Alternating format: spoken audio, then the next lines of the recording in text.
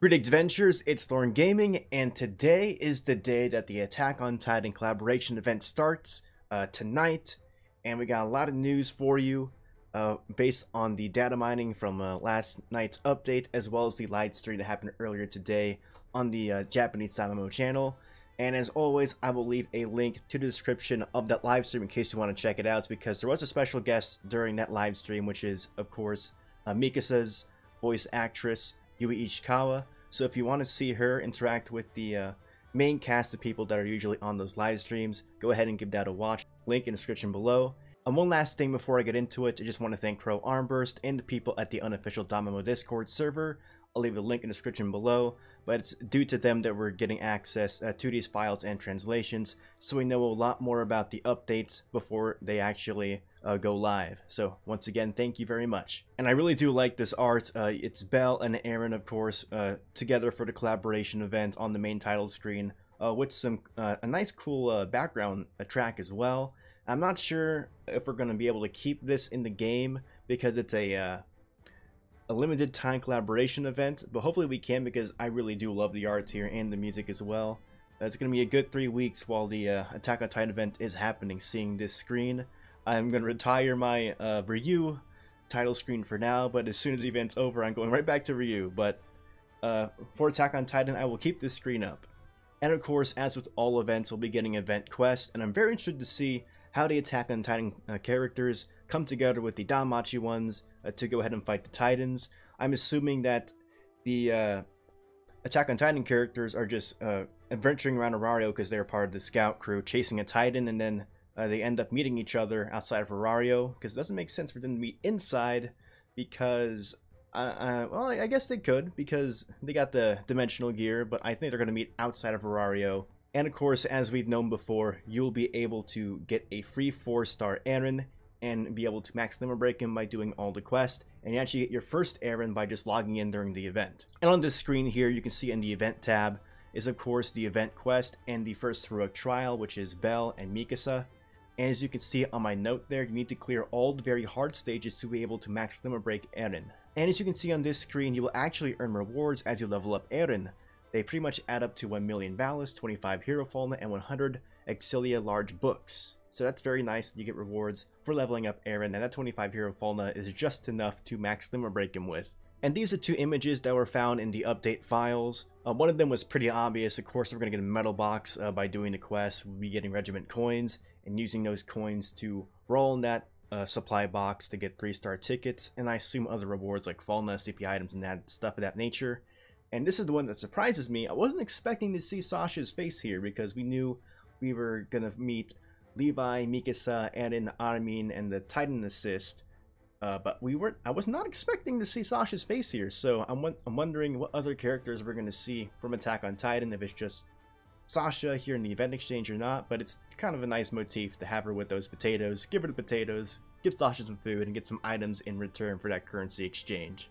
And on this screen here, we got a little bit more information on the Familia event that's starting on November 15th and ending on the 20th. There will be 3 different bosses, and each boss will have 3 difficulties, normal, hard, and very hard. And during this time, you cannot leave a Familia, disband a Familia, or kick members out of a Familia.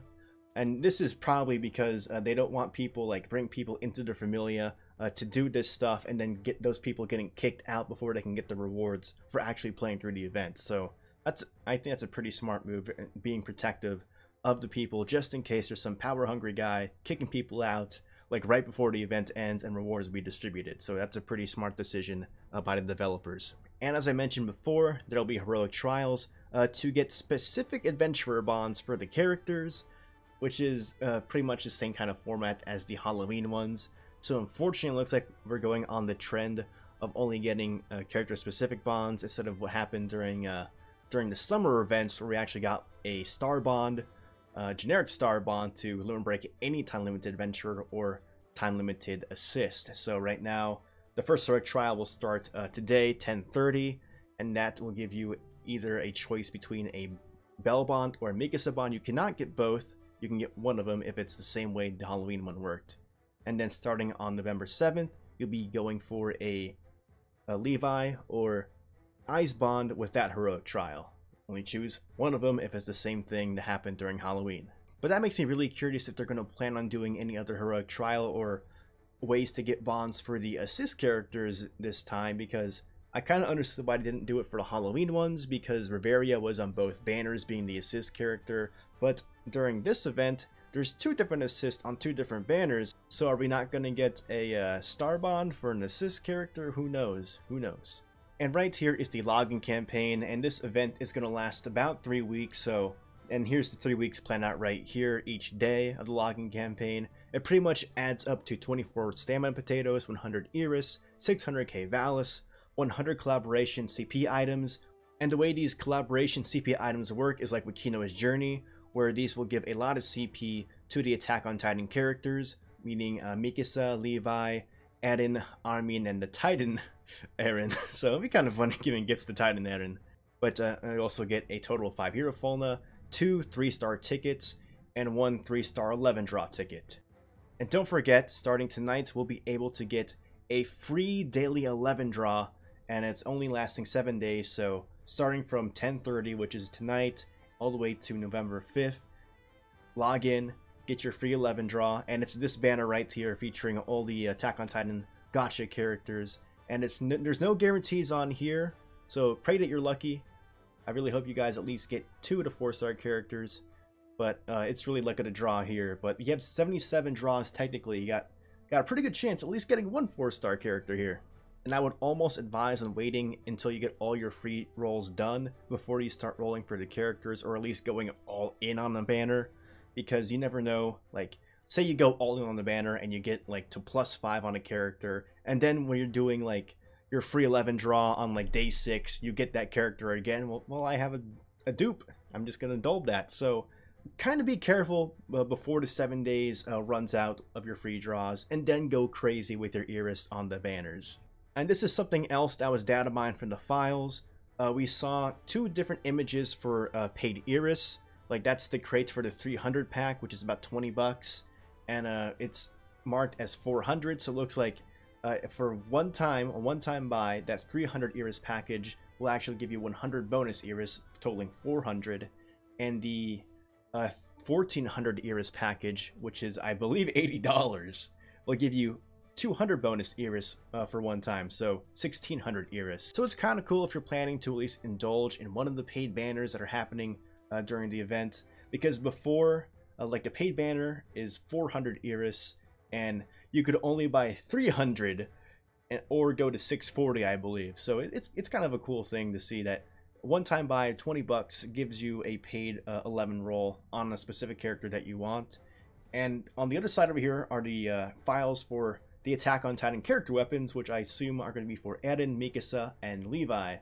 So we don't know exactly how we're going to get these weapon materials yet. I assume it's going to be like Kinoa's Journey, where you can get those materials during the quest themselves and possibly in the metal box, but we'll just have to see how that goes. But it's nice to note that we're getting character weapons for those 3 characters, and it's probably going to be that standard thing where you want 30% crit, plus 30 strength, and like plus 10 strength or plus 30 agility or something of that nature, but you definitely want the plus 30 strength and at least 30% crit on those weapons. And these are the banner images that were in the update, and these are pretty much spread out the way I thought they would be. I knew that Belle and Eyes would be separated, as well as Mikasa and Eyes being separated, because we got to separate the 2 waifus. And if you had Eyes and Belle in the same banner, there's a lack of Danmachi presence in one of the banners. So this is the way I thought it would be spread out. I just didn't know where they were going to put the Armin assist and the Titan Eren assist. But here we go. First banner, Belle, Armin, and Mikasa. And of course, it's that standard 1st, 4th, 7th, and 10th guarantees for the 4-star unit. And then on the second banner, of course, is Eyes, Levi, and Titan Eren. And as always, each individual character will have their own paid 11 draw for 400 Iris. Like, you'll be able to guarantee an Armin, an Mikasa, a Belle, an Eyes, a Levi, and Titan Eren assist, all their individual banners. And this is the general one, where you can get just one of the 6 here, but I don't know why you would ever pay for this banner and not a specific character one. I guess if you're fishing for a character after doing their paid banner. But man, 1 out of 6 chance, I'm not taking that chance with 400 paid Iris. And something else in the data files, which is really for whales. We had this kind of banner before, but it's the Holy Flame Fiesta Gacha. And every day, once a day, you're able to pay 150 paid Iris and do an 11 draw, and the chance of getting a 4-star assist is doubled. But again, you're going against the general pool of characters, so there's so many different assists that you could get, and probably not the one that you're looking for. So this, I really would not recommend this at all, especially if you don't spend that much money on this game. If you're spending money for like the first time in this game, definitely do a paid banner for like a specific character and not a general one like this, because you're probably going to be disappointed. And we also see that we're getting a Minstrel Elf Aina pickup gacha, which means on the 5th draw on this banner, you'll get a guaranteed Minstrel Elf Aina. She is a really good assist for war games and sometimes for other content, because she nullifies the first magic attack done to your allies, and if she's maximum broken, she will negate the first 2 magic attacks done to your allies. I myself use a magic team right now, but there's not too many magic teams. I mean, there's a fair amount that get highly ranked, but the majority of teams that you'll be seeing are definitely physical based. And one other pickup banner that was in the files is for Master Raver Finn. Now, this Finn isn't that great, so I don't know who's going to be rolling for this unless you're a big fan of Finn, and maybe he's going to get buffed, but I really doubt that. But he's not that great. Brave Swordsman version of Finn is great. This one, not so much. And we finally got the skills and stats of the Attack on Titan characters. I will go over my thoughts on these units briefly, but I will make a more detailed character analysis video in the very near future. And of course, they proved me wrong immediately when I said, since all these characters use blades, I don't think they're going to be any magic attackers, probably physical and balance. Well, guess what? Bel's a magic attacker. I don't know how that quite works because we haven't seen its animations yet. But it'd be really funny to see if he like swings his sword over there and like a whirlwind pops out, because he is wind damage here. But it just amazes me that this is the magic attacking Bel. But Bel has a pretty high magic stat, and his defense is mediocre at best. But let's get into his skills. His special arts is an AoE Ultra Wind Magic attack with a temporary magic boost. His first skill is an AoE Low Wind Magic attack, and also buffs his wind attack damage by 60% for 4 turns. His second skill is an AoE High Wind Magic attack, and it will debuff his enemies' wind resistance by 20% for 3 turns. And his final skill is an AoE Mid-Wind Magic attack, and increases his allies' critical rates by 20% for 3 turns. And at first glance, since Bel is a magic attacker, he's not going to get much benefit from the Hesti Knife weapon because that gets physical attack, so you're better off using a magic weapon. And the first weapon that comes to mind that gives magic and a lot of crit is Rawl's character weapon. It's of course not going to give you as much magic because it's not Bel's character weapon, but it will give you a decent amount of magic, and that 30% crit if you were able to get that when crafting Rawl's weapon. I'm glad to see we're getting more wind characters, and I can kind of see Bel being decent in a wind-oriented team. And I'll get into Eyes soon, but she's also a wind character. But I can see a team with maybe this guy's Ryu, Bel, and the new Eyes all being wind, and Bel, rather than being like a huge destructive force on his own, since he's able to reduce wind resistance and also increase the critical rates of your allies, you should be able to get lots of crits off because of his buff, and it should be doing a decent amount of damage because of his own wind attack damage buff, along with debuffing your foe's wind resistance and helping any other wind characters in your party. And over here we have Eyes, who is a physical attacker with a lot of HP, 2700, and I think she might have the most strength in the game at 1499. I'll have to double check that, but that's a lot of strength. 1499, almost 1500. That's a pretty decent amount of defense as well at 422. As for her skills, her special arts is an AoE Ultra Wind physical attack with a temporary strength boost, pretty standard, par for the course. And her first skill is an AoE Low Wind physical attack, and increases her wind attack damage by 60% for 4 turns, and there's her self buff right there to do a lot more damage the following turns. Her second skill is an AoE High Wind physical attack with a temporary strength boost, and that move is pretty much going to be your bread and butter move. And her final skill is an AoE Wind physical attack, and the wording on this is kind of weird, but damage received, attack type all targets, plus 50% for 3 turns. Basically, she gives a debuff to your opponent's characters, which makes them take 15% more damage from AoE attacks for 3 turns. So I definitely see Eyes being a beast when it comes to AoE damage, because of her self buff and being able to debuff your opponents so they take extra damage from AoE attacks. And she's going to work really well with the new Hestia as well, the Sacred Fire Hestia, that also gives your opponent's that debuff to take more AoE damage. So combined with Aiza's skill and Hestia's debuff, that's going to be a lot of AoE damage on your opponents. And I fear seeing the day War Games goes live and seeing someone with +5 Hestia and +5 Eyes. I'm very scared for that day, but that's going to come pretty soon. Alright, and let's get into the actual Attack on Titan characters coming into Danmachi. First we have Mikasa, a physical attacker. She has pretty high strength and pretty high attack as well, 1484. And her defense is right along the line there, being pretty average for a 4-star character. And as you can see through her skills, she is a single target attacker, so for content like bosses and especially Record Buster, where it's a single target fight, you'll be wanting to use Mikasa there. But her special arts is a single target ultra dark physical attack with a temporary strength boost. Her first skill is a single target low dark physical attack and increases her strength by 75% for 4 turns. Her second skill is a mid dark physical attack and increases her dark damage by 60% for 4 turns. So she has 2 different damage buffs going on. And that's, oh my gosh, the setup. Those, like, once you get the first and second skill set up, and then you do your third skill, and then that special arts, they're gonna hit so hard in Record Buster, oh my lord. But her final skill is a single target high dark physical attack, and it removes all magic buffs, excluding the assist skills, of course. So, yeah, this is pretty much built for Record Buster Reveria, actually. So, Record Buster Reveria, it's happening, launching tonight.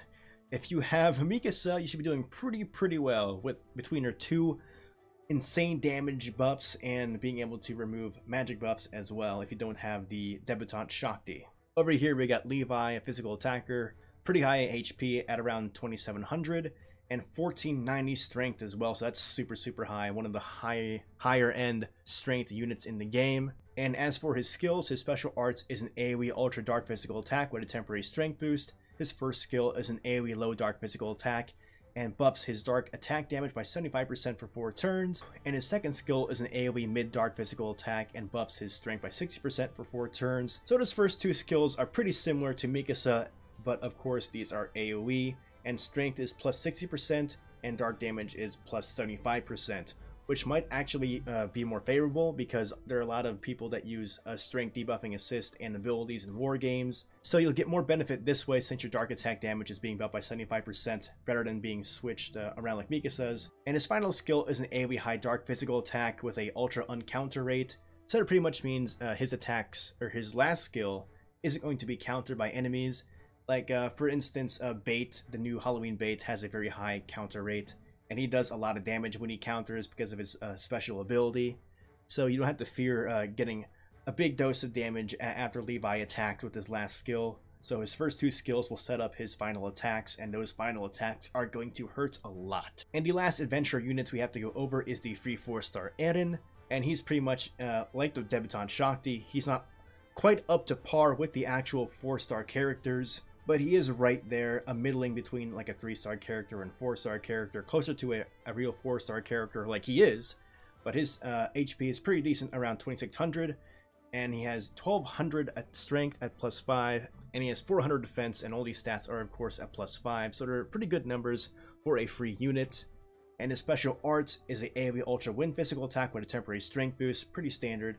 His first skill is an AoE High Wind physical attack, and his second skill is strictly a buff. There's no attack component to this skill, but it's a self 65% strength buff for 4 turns and a 20% HP regen buff for 4 turns. So after that HP regen buff, he'll get 20% of his max HP back at the end of those turns. And his final skill is a single target high wind physical attack with a high chance of critting. So Eren is pretty much an all-around character since he has a single attack and a AoE attack. Pretty good for newer players especially, since he'll be able to do pretty well in AoE fights and manual single target fights as well. It's just in war games, I'm not sure how great he's going to be. You probably don't want to be using him if you're like a older player like me with lots of +5s already, because when you use that second skill, when you set him to buff, there's no attack component to that move, so you're not getting like any damage out of Eren during that one turn. Unlike units like Honor Succession Bell and the new characters you see here that have buffs connected to their actual attacks, so they're actually doing damage, and it's actually buff damage with that attack as well. But in Eren's case, of course, you're not getting an attack component in that second skill, but you are getting 2 pretty powerful buffs and will be pretty useful in questing. And it should be pretty useful for newer players, especially for Record Buster, since he has a self buff and an HP regen buff, because depending on the difficulty you do Record Buster, you'll be taking a lot of damage, and he has a single target attack as well. And lastly, let's go over the assist characters. Here we have Armin, who has pretty average stats, but of course his agility is at 557, so if you put him on a unit that, say, your opponent has in war games, if you have similar units and you have Armin on yours will probably go first because of the high agility that Armin gives. But his assist skill of +5 reduces enemy strength by 15% and increases your guard rates by 15%. I don't know how much I'd recommend gunning for Armin if you already have an assist character that reduces strength, like Onsen Hestia or the swimsuit Hestia from the last year's swimsuit event. And that guard rate buff is also very similar to the photo Hestia from the Kino's Journey event. So I'm not sure how much you really want to be gunning for these Armin assists. He's not bad, of course, but if you already have similar buffs on assist characters you currently own, I'm not sure if you want to be gunning for Armin. It's definitely the adventurers that are the highlights of the banners themselves. And here we have the Titan Eren assist, who has pretty decent stats, his strength being 580 at +5, and for his skill at +5, it will have a 45% chance to stun your opponents the turn he comes into battle, and as well debuffing their physical resistance by 15%. And again, right here, if you already have a character that does a physical resistance debuff like the Debutante Festus or Anya, you may not want to be gunning for Titan Eren, but of course you might just get him because you're rolling for Eyes or Levi. And a 45% chance to stun is a hard thing to rely on in war games, because I do use the Crunchyroll Hime assist that has the 45% stun rate and the magic boost. So I might find my luck with her being so-so, because a lot of people run Ceremonial Flame Hestia in war games in the very front, and that will prevent that stun from happening.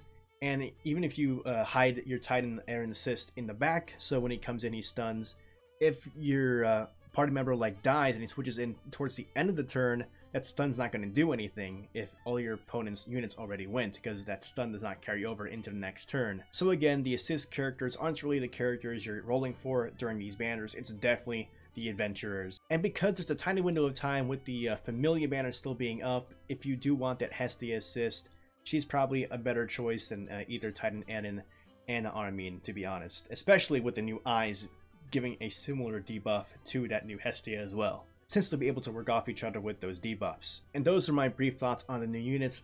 I of course will be doing a character analysis in the very near future, so look forward to that. And like I mentioned earlier, Record Buster Water Reveria is coming back tonight, so make sure you get in your daily attempt on Reveria at least before you start delving into all the Attack on Titan stuff that you're excited to play through. I know I am. It's going to be a really fun time. Excited to play through the event quest to see what the story is all about, and excited to roll for these characters. I do have a lot of eras saved up, but like I mentioned before, I'm probably going to do one roll on each of the banners right now, and then wait until my 7 daily 11 draws are done before I really start going all in.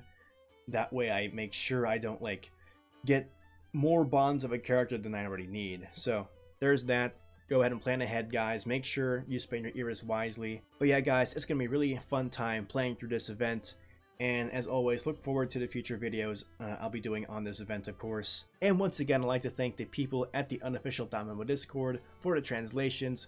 The link to that Discord will be in the description below. But as always, guys, thank you so much for watching this video. And as soon as I get done recording, I'm probably going to start working on that analysis and reading a certain volume 12 of a certain series that we all love and enjoy. But if you enjoyed this video, go ahead and give me a like and subscribe to my channel for more content. If you want to follow up with what I'm doing, go ahead and follow me on Twitter and join my Discord for more discussion about the game, anime, and stuff in general. And as always, guys, enjoy your time adventuring in Rario and the dungeon. This is Lorne Gaming, and I'm signing out.